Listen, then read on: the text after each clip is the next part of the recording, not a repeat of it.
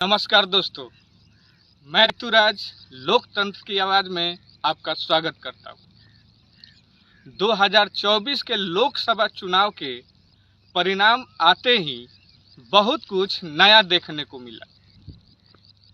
पहली बात तो ये कि जो लोग ये कहते थे कि लोकतंत्र मर चुका है, वो हमारे देश के 64 करोड़ लोगों से माफ़ी मांगे जिन्होंने इस भीषण गर्मी में अपना वोट दिया।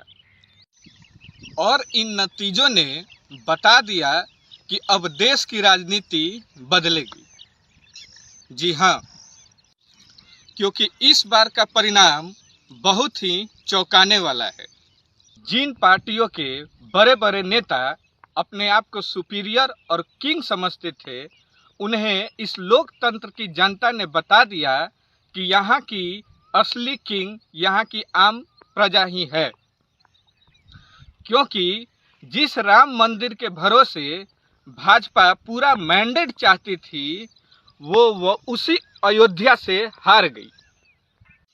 2 चरणों के चुनाव के बाद भाजपा को क्षेत्रीय पार्टियों की अहमियत समझ में आ गई, क्योंकि इसके पहले भाजपा क्षेत्रीय पार्टियों को कोई ज़्यादा तवज्जो नहीं देती थी। ठीक वही हाल कांग्रेस के साथ भी हुआ।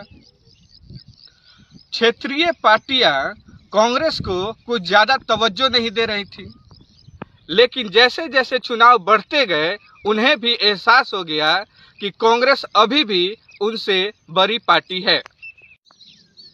जो नेतागण भारत के लोगों को राजनीति सिखा रहे थे, भारत के लोगों ने उन्हें राजनीति सिखा दिया।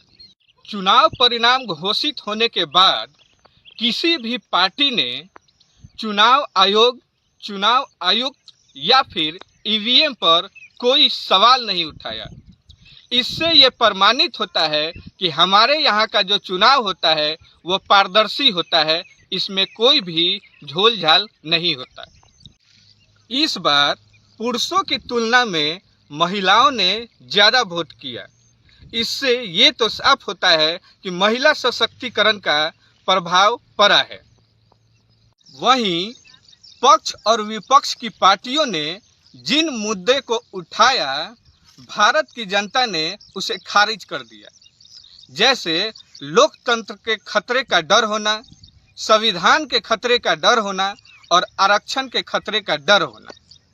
क्योंकि यहाँ की जनता उन मुद्दों पर टिकी रही जो हमारे लिए आवश्यक है, जैसे मणिपुर हिंसा, 370, सीसीए, किसान आंदोलन, महिला पहलवानों का आंदोलन इत्यादि बहुत सारी स्थानीय चीज़ें और राष्ट्रीय चीज़ें सामने आई।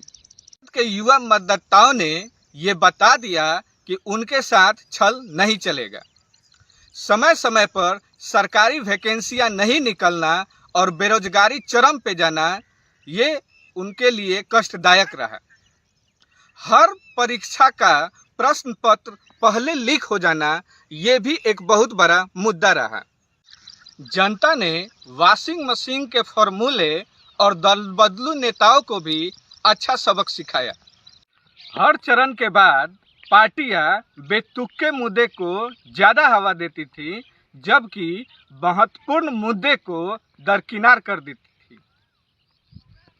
थी। इस बार के चुनाव में विपक्ष से ज़्यादा सत्ताधारी पार्टियों ने परिवारवाद को ज़्यादा महत्व दे दिया, जिसके कारण इस तरह का चौंकाने वाला चुनाव परिणाम आया।